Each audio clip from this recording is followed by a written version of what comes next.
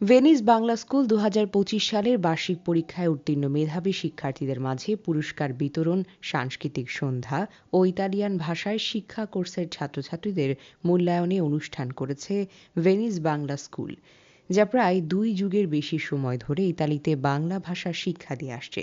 প্রতি বছরের ন্যায় এবছরেও বার্ষিক পরীক্ষায় উত্তীর্ণ মেধাবীদের মাঝে পুরস্কার তুলে দিলেন ২৪শে জানুয়ারি ভেনিসের কলবে হলে সিনিয়র যুগ্ম সাধারণ সম্পাদক আসিফ পলস ও মেহেদী হাসানের উপস্থাপনায় এক জাঁকজমক অনুষ্ঠানের মাধ্যমে পুরস্কার বিতরণ করা হয়। অনুষ্ঠানে প্রথমে কুরআন তেলাওয়াত, বাংলাদেশের জাতীয় সঙ্গীত, ইতালিয়ান জাতীয় সঙ্গীত, কবিতা ও গানের মাধ্যমে অনুষ্ঠানকে মুখরিত করে রাখে আগত দর্শকদের। ইতালিয়ানরা অনুষ্ঠানটি উপভোগ করেন এবং ভেনিস বাংলা স্কুলের প্রশংসা করেন। উক্ত অনুষ্ঠানে স্কুলের সভাপতি সৈয়দ কামরুল সরোয়ার, সিনিয়র সহ সভাপতি এমডি আক্তার উদ্দিন সহ সভাপতি নাসির উদ্দিন পান্না, সাংস্কৃতিক সম্পাদক রিয়াজুল ইসলাম, মহিলা সম্পাদক ও শিক্ষিকা সুরাইয়া আক্তার, প্রধান শিক্ষিকা দিলরুবা জামান, শিক্ষিকা মেহেরুন্নেসা মলি, হিম উদ্দিন, মারিয়া, মেহেরুন্নেসা, ক্রীড়া সম্পাদক নূর এ আলম। অনুষ্ঠানে আর উপস্থিত ছিলেন আবুল কাশেম শিকদার, মোশাররফ হোসেন, দীপু নাসির, লিটন মিয়া। এ সময় আরও উপস্থিত ছিলেন ভোরের আলো নিউজের চেয়ারম্যান ও ভেনিস সাংবাদিক ঐক্য ফোরামের প্রতিষ্ঠাতা মোহাম্মদ আনোয়ার হোসেন রানা, বাংলাদেশি এবং ইতালিয়ান সাংবাদিকবৃন্দ। ধন্যবাদ জানাচ্ছি সকলকে আপনাদের উপস্থিতি।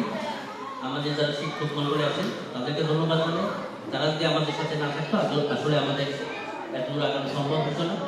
আর আমাকে যে ফুল দেওয়া হয়েছে আমি আমাদের যে বাংলা শিক্ষিকা, ভেনিস বাংলা স্কুলের প্রধান শিক্ষিকা আছেন, ওনাকে আমি গিফট করতে চাই। তো ধন্যবাদ জানাই আমাদের যারা ইতালিয়ান ভাষা শেখাচ্ছে। আসলে ইতালিতে বসবাস করার জন্য আমাদের ইতালিয়ান ভাষা খুবই জরুরি। কাজেই আমি আহ্বান করবো যারা ইতালিতে নতুন আসছে, আপনারা আমাদের ইতালিয়ান শিক্ষিকারা আছে তাদের সাথে যোগাযোগ করবেন। আপনারা ভাষা শেখার জন্য তাদের সাথে পরামর্শ করবেন যাতে আপনারা ইতালিয়ান ভাষা শিখতে পারেন। আমি ধন্যবাদ জানাই আমাদের যে মায়েরা আছে যাদের বাচ্চারা বাংলা স্কুলে যায়, যে সমস্ত বাংলা ভাষা শিক্ষার জন্য বাচ্চারা স্কুলে আসে, তারা কিন্তু অনেকেই বাংলা শুদ্ধভাবে বলতে পারে না। আমার মতো আমি কিন্তু ভালো বাংলা বলতে পারি না। তো আমি চাই যে আমাদের বাচ্চারা যাতে ভালো বাংলা বলতে পারে, বাংলাদেশে চলে গেলে যাতে তারা আমাদের আত্মীয় স্বজনের সাথে, তাদের আত্মীয় স্বজনের সাথে কথা বলতে পারে, তাহলে তারা বাংলা কিন্তু বাংলাদেশে যাবে। আর যদি তারা ভালো বাংলা বলতে না পারে, বাংলাদেশের উপরে তাদের চাহিদা কমে যাবে। কাজেই আপনারা যাদের যেই বাচ্চাগুলো এখানে ছোট ছোট হচ্ছে, যে প্রজন্ম হচ্ছে, যারা বাংলাদেশ থেকে আসছে, ছোট অবস্থায় আসছে, তাদেরকে বাংলা শিক্ষা দেবে। বাংলা শিক্ষা যদি আপনি ভালো দিতে পারেন, আমাদের ভেনিস বাংলা স্কুলও পাঠাতে পারেন। স্কুল এমন একটা জিনিস যেখানে শুধু বাংলাটাই শেখানো হয় না, এখানে সাংস্কৃতিক এবং একে অপরের সাথে সুসম্পর্ক